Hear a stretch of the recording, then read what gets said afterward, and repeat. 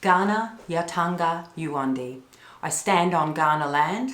I honour the Ghana people as owners of the Adelaide Plains. I honour their ancestors, past, present and emerging, and acknowledge that these lands were never ceded. I also acknowledge and recognise Indigenous custodians from other parts of Australia and across the world. My name's Rhana Devenport. I'm Director of the Art Gallery of South Australia. This paper is entitled Beyond the Visual, Artist Expansions of Encounters, Place, Ecologies and Design. A small preamble.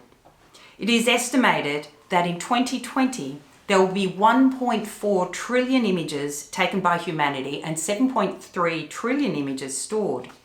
Given the global population is 7.75 billion, that's a mere 185 images for each person across the year. Yet photographic imagery is only one dimension of our multifaceted, image-laden communicative landscapes. How to make sense of this image tsunami? What is the vital power of the image today? What is the role of the image and the visual in research-based art practice? This discussion aligns the conference's 4 focus trajectories being encounters, place, ecologies and design, and with the work of 4 artists whose practice infiltrates, disrupts, reconsiders and expands the visual. By way of context, this is the art museum I lead, the Art Gallery of South Australia in Adelaide. Established in 1881 with a collection of 45,000 works of art, the museum is recognised for its 3 flagship exhibitions: the Adelaide Biennial of Australian Art since 1980, the Tarnanthi Festival of Aboriginal and Torres Strait Islander Art since 2015, and the Ramsay Art Prize for Australian artists under 40 since 2017. We are fortunate in position here in South Australia to have had no new COVID cases in the last 2 weeks. We closed for 10 weeks, but have reopened on the 5th of June, and this week we relaunch our public programs. To begin, here are a few thoughts of where art and museums might be today. Indian-American anthropologist Arjun Appadurai wrote about cultural activity as the social imaginary and describes the human right to participate in the work of the imagination amidst the 5 scapes of global cultural flow, being ethnoscapes, technoscapes, financescapes, mediascapes and idioscapes. Museums. Art museums are spaces of wonder, encounter and empathy. They are sites of experimentation and the formation of tomorrow. Black box, white box, stone box, glass box, they can be safe places for unsafe ideas. Never in my lifetime has the word safe been more urgently and seriously considered. And a space to be alone together. And here the role of the visual and the power of transference through digital mediums is incredibly heightened. Expressive lives denotes the arena of human experience in which the collective past or heritage intersects the self-directed present and future or voice, enabling both community connection and independent creativity.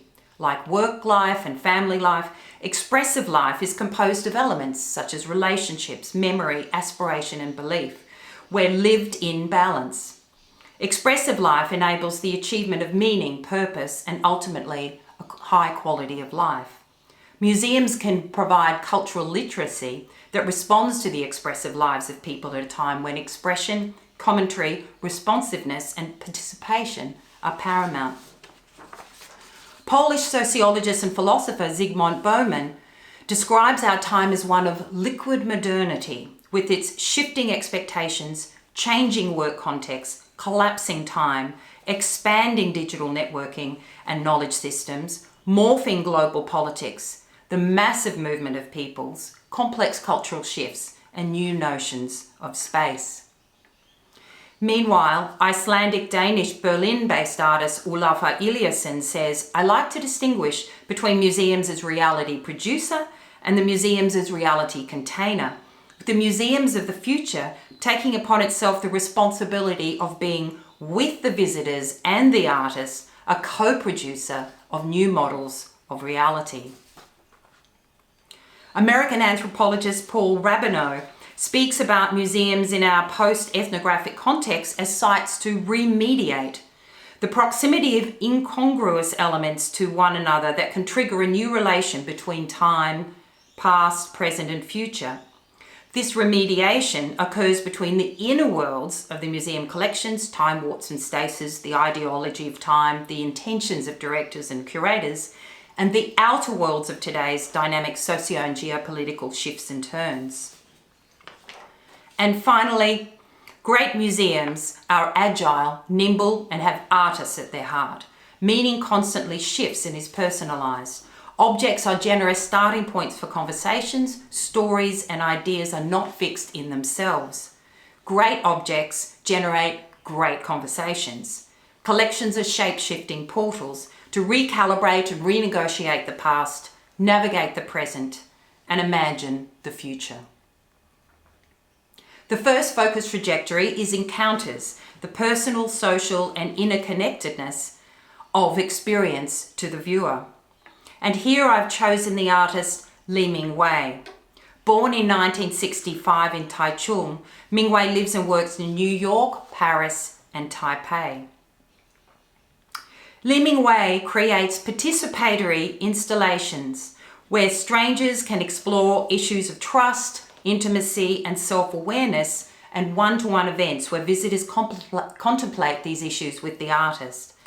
Li's projects are often open-ended scenarios for everyday interaction and take on different forms with the involvement of participants.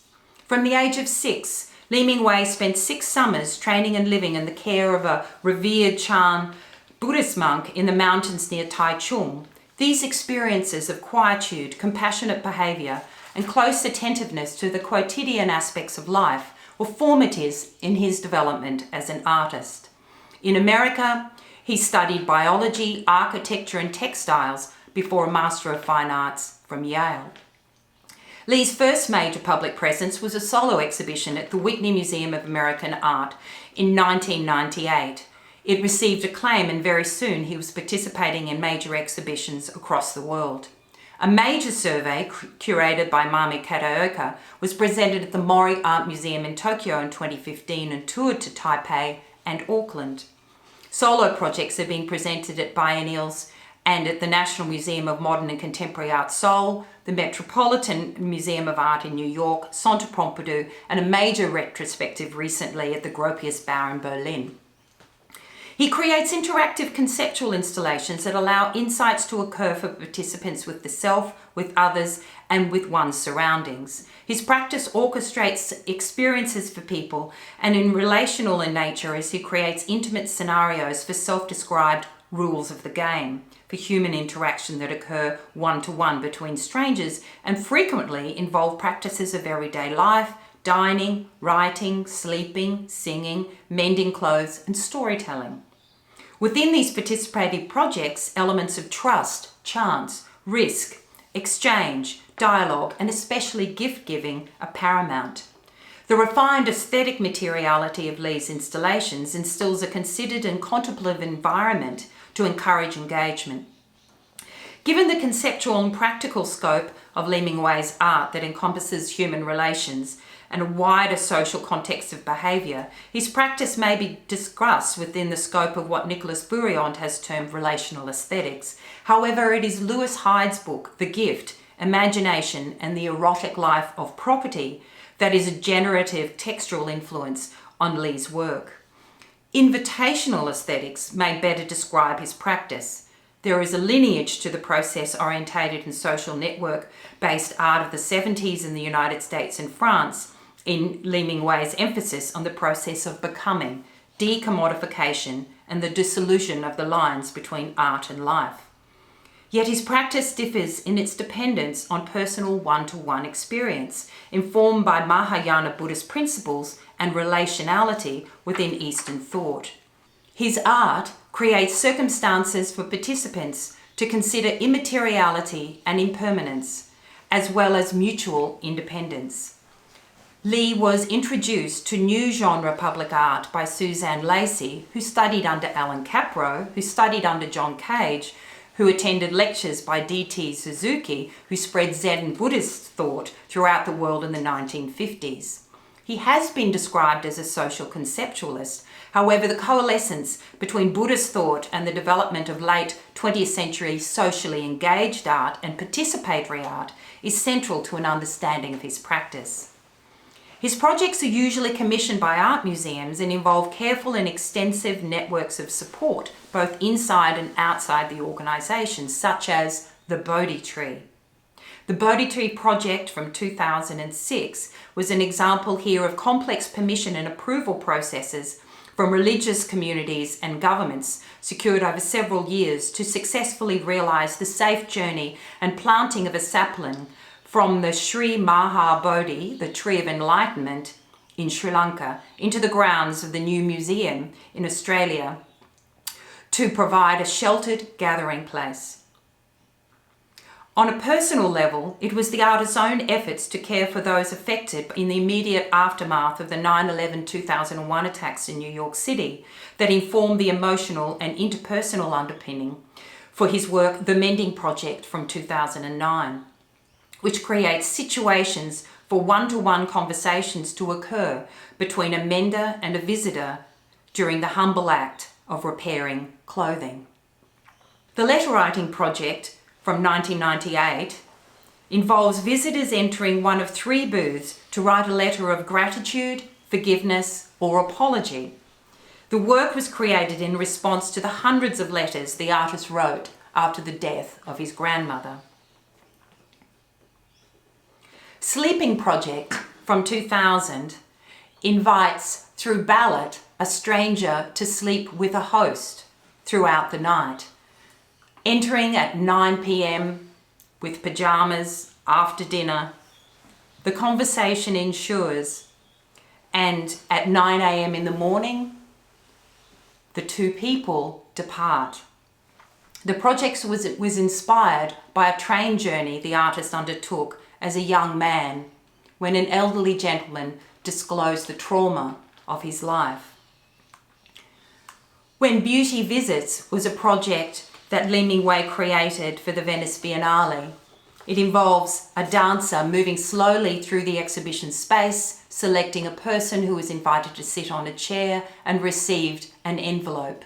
In that envelope is a story that the visitor is invited to open at a moment in their life when they encounter beauty. His project Sonic Blossom was commissioned originally for the National Museum of Modern and Contemporary Art in Seoul, and it involves the gift of song.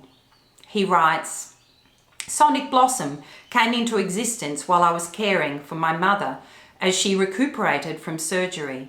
We found great comfort in listening to Franz Schubert's Lieder. These songs came as an unexpected gift, one that soothed us both and clearly helped her with her recovery.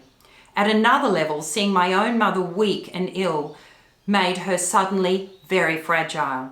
Aging, disease and death were no longer abstractions to me, but immediate and present. One day she and I will be gone. Like Schubert's Lieder, our own lives are brief, but all the more beautiful because of this. Each singer has to learn the 5 chosen Lieder.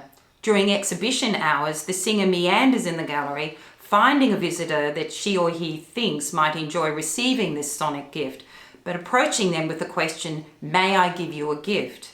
This is when the song is sung. This happens sporadically, both in time and location, the unfolding and folding of a sonic blossom."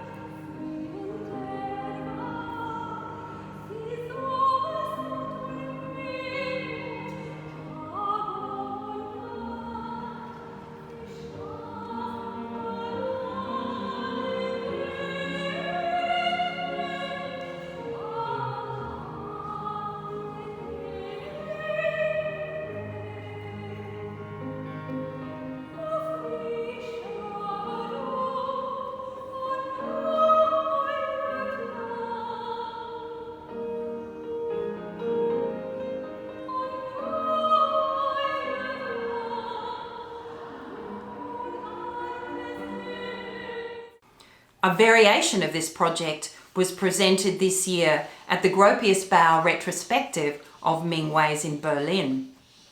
Closed because of COVID the week of its opening, Mingwei immediately created this project. And here my husband and I are receiving this gift of song at about 11:45 on a Thursday night. A young Taiwanese singer sung us a folk song.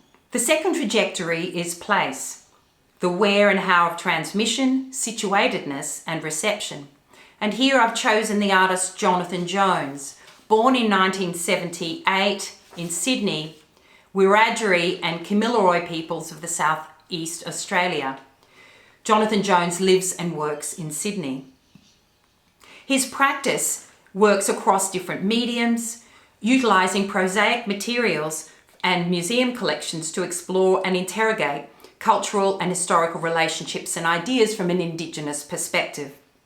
He has established a strong practice incorporating fluorescent light tubes, site-specific installations. His poetic light works also expresses the artist's interest in the idea of personal connectivity, illuminating an arc of empathy and understanding between cultures as well as referencing traditional pattern making. And here, this is an installation we presented at Auckland Art Gallery from the collection. His work, Bunha Bunhunga, Aboriginal Agriculture in the Southeast, was his project for Tarnandy 2019.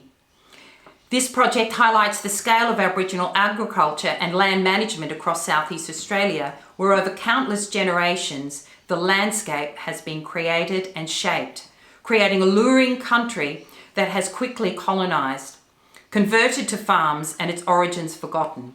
The exhibition featured an installation of large-scale grain grindstones, soundscapes and works on paper, alongside displays of traditional harvested native grasses from the state's herbarium. The artist writes, Bunha Bunhunga, Aboriginal agriculture in the southeast, builds on the groundbreaking research of Bill Gamage and Uncle Bruce Pascoe to tell the truth about our country. This project brings together for the first time significant objects, images, specimens, statements and soundscapes to both demonstrate and celebrate Aboriginal agriculture in the southeast of the continent and to provide us with an insight into the world remembered. Gamage, in his multi-award-winning book, The Biggest Estate on Earth, How Aborigines Made Australia, combines visual analysis of colonial sources such as 19th century paintings with a detailed reading of country to demonstrate that in 1788, Australia was not a wilderness, but a carefully managed estate. He shows how Aboriginal communities skillfully regulated plants with fire, which in turn governed animals. Gamage establishes that elders would predict where animals would be. They travelled to known resources and made them not merely sustainable, but abundant, convenient and predictable. Country today, without controlled fire, is sick and anything but predictable. Meanwhile, Uncle Bruce Pascoe has championed the recognition of Aboriginal technologies and industries, from aquaculture marvels to architectural monuments, in his book Dark Emu by looking at historical texts and complexity, scale and ancestry of Aboriginal agriculture. He states that agriculture was so well advanced that changes in the morphology of the grains and other Aboriginal food sources can be recognised as being the result of domestication. The exhibition brings together Aboriginal and non-Aboriginal objects, images and knowledge to reveal the extent and effect of Aboriginal agriculture, the forgetting, concealment and denial of these continent-wide agricultural practices is arguably our country's single greatest impediment to intercultural understanding and perhaps to Australian moral well-being and economic prosperity, writes Jonathan Jones. The third trajectory is ecologies, appearing within the image, systems, cultures and contexts. And here I've selected Lisa Rhana is an artist of fearless imagination who has pioneered media arts in Aotearoa, New Zealand. Her technically ambitious and poetically nuanced works draws on historical evidence, fictional narratives, mythology, and kinship to disrupt time, truth, gender, and representation. Her multi-channel project In Pursuit of Venus Infected, 2015 to 17, was conceived as a meditation on ideas generated by cartographic endeavours and scientific exploration, unravelling Enlightenment ideals and philosophy, the colonial impulse, and the distant gaze of power and desire. In Pursuit of Venus is a cinematic reimagining of the neoclassical French wallpaper Les Sauvages de la Mer Pacifique from 1804 to 05 by Joseph Dufour and Company and designed by Jean-Gabriel Charvet. Charvet borrowed from the visual and descriptive representations from the voyages of Cook, de la Perouse, and Louis-Antoine de Bougainville. Dufour and Charvet's decorative panoramic wallpaper proved both to be the height of technological advancement at the outset of the 19th century and the pinnacle of an idealised colonial impulse.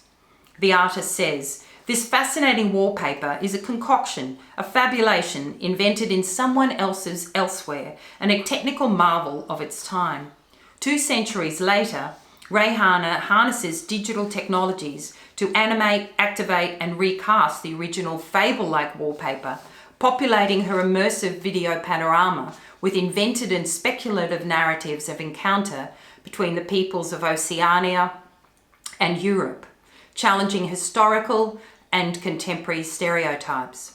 The work returns the glare of imperialism in an investigative twist through the realms of space and time." Working at the forefront of contemporary practice, Rhana helped forge the development of time-based art in Aotearoa, New Zealand, as she continues experimenting across different media. Her practice is driven by a deep connection to the community she works with and informs her collaborative working method described as kanohi ki te kanohi, or face-to-face. Through the process, Rhana has acutely conscious of the ethics of engagement and the problematics of representation. Discussions and advice from academics such as Manulani Aluli Maya, a specialist in Indigenous epistemology, help shape the stance in the work. Her expansionism reflects her passion for inquiry and revels in the questions generated by Les Sauvages de la Mer Pacifique herself. Her project is not simply a digital recreation of the wallpaper, rather a radical reclamation from a trans-Pacific perspective. She seizes on the trope of the wallpaper to cast a generous reimagining of actions and encounters that may or may not have taken place amongst peoples in Nukta Sound, Tonga, Tahiti, Vanuatu, Hawaii, Aotearoa, New Zealand, New Caledonia, the Marquesas, Australia and Palau. Her timescale is contemporaneous, historically inflected now. The Pacific Ocean, a water mass that covers 1/3 of the planet, becomes a bed of action for speculations on human behaviour. Greetings, exchanges, ceremony, taunts, misunderstandings, violence, and untold intimacies entwine and unravel in a complex scenario. No expeditions to distant parts of the world have given rise to more pictorial representation than the voyages of Captain James Cook. His voyages produced 600 watercolours, gouaches and drawings, 130 copperplate engravings, 50 engravings from unauthorised publications, plus 2,000 natural history drawings and watercolours. These pictorial reports and artworks circulated in the European book market for generations and greatly influenced the wallpaper. Joining the first voyage, accompanying Banks, was botanical and natural history illustrator Sidney Parkinson and the Finnish draftsman Herman Sporing Jr. Both died of dysentery on the return voyage after their stop in Batavia. But also there was another artist aboard the Endeavour, and certain watercolours were unlike any other, and these were by Tupaia, who was a Tahitian prince. A re-reflection of the esteem in which he was held, Tupaia has given access to precious watercolours, and now, with works attributed to the artists on that first voyage of British descent, finally they are attributed to Tupaia. William Hodges joined the second voyage and then Weber, The Third Voyage. His own The Death of Cook from 1787 was based on his experiences at the time, and this encounter was encompassed rituals of dance, performance, banquets, barters and sales. This Death of Cook becomes the high point within In Pursuit of Venus Infected. The fourth and final trajectory is design, the nature of action and experience and interpretation from the historical, contemporary to imaging future worlds. The artist I've chosen here is Siar Ahmadjani, politics, community, architecture and mathematics. He was born in Lachian in Iran and died last week in New York. He lived and worked primarily in St. Paul in Minnesota. He produced a thoughtful and wide-ranging body of work that includes architecture, sculptural practice, public art, painting, drawing and conceptual projects. Driven by political consciousness, he is best recognised for his outdoor gardens, plazas and bridges, works that exist at the intersection of art, democracy, community and sight. These works were physical meditations on the public dimension of public form and public art. His forms are drawn from the vernacular architecture of rural America, Bauhaus design and Russian constructivism, as well as from mathematics and Persian poets such as Rumi and Hafez. Throughout, his works constantly addresses an experience of immigration and a deep investigation of human needs. Ahmadjani was born into an educated family in Tehran.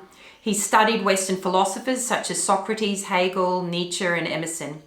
In 1960, he emigrated to the US to escape persecution and studied in Minnesota, where he remained.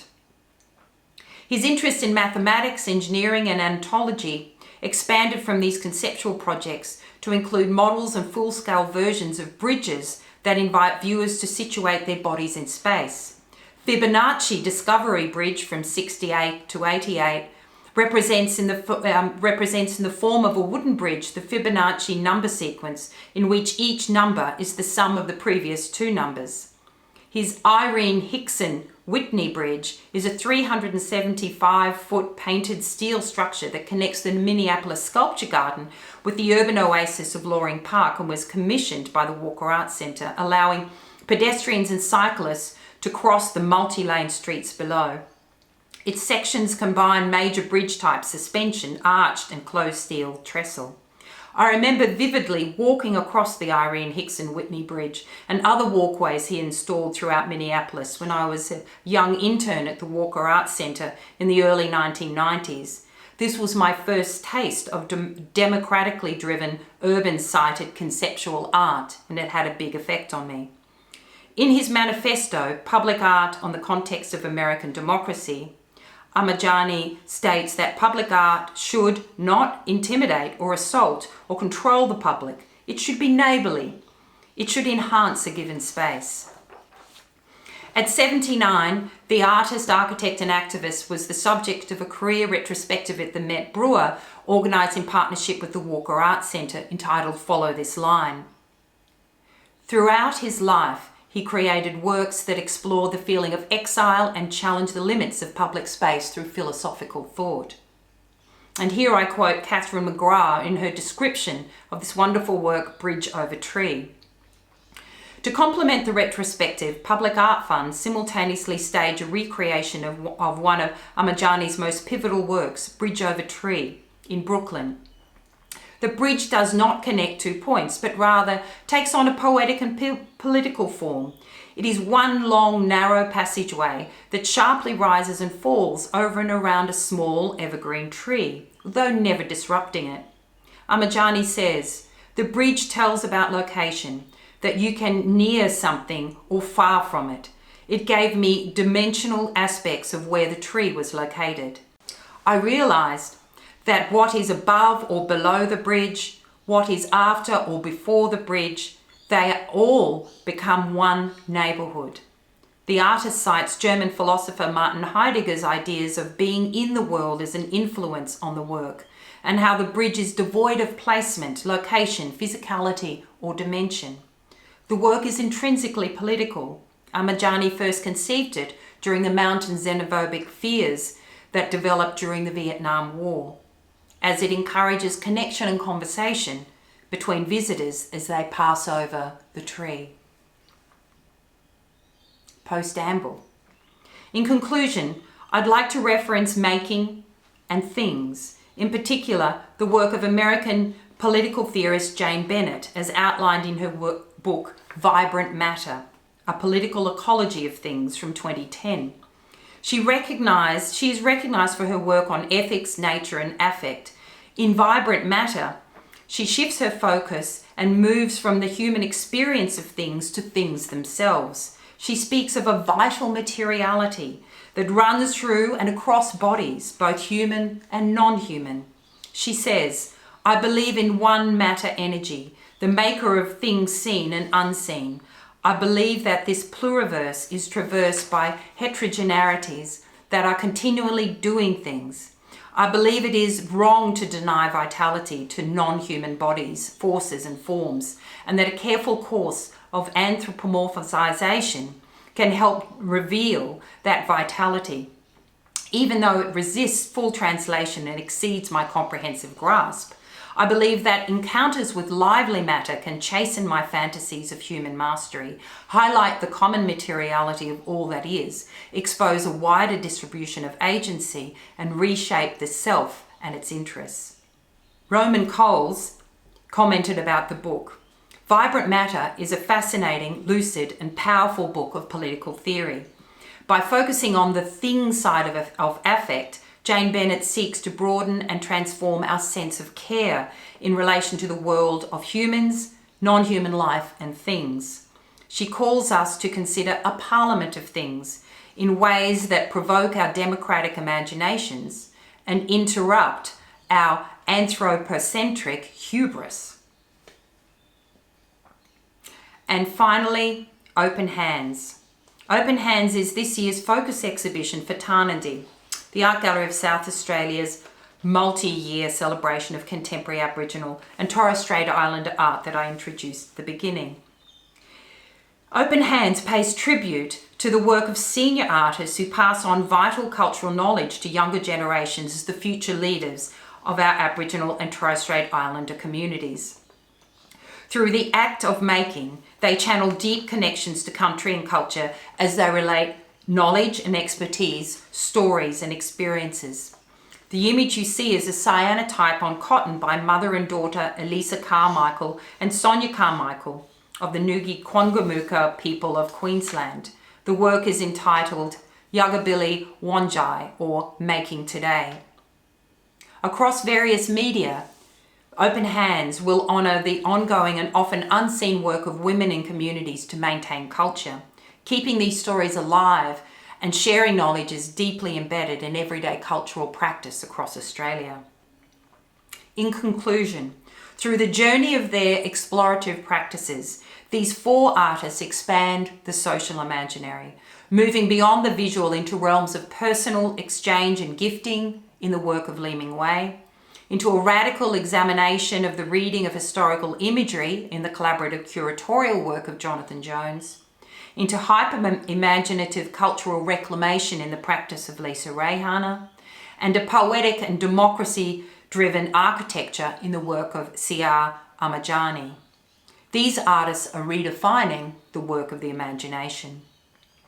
If we are navigating through an uncharted liquid modernity, as Bowman suggests, with its radically shifting expectation, then perhaps it is artists who can offer a mediation and a meditation and a necessary recalibration of the past while nurturing our consciousness for an unknown future.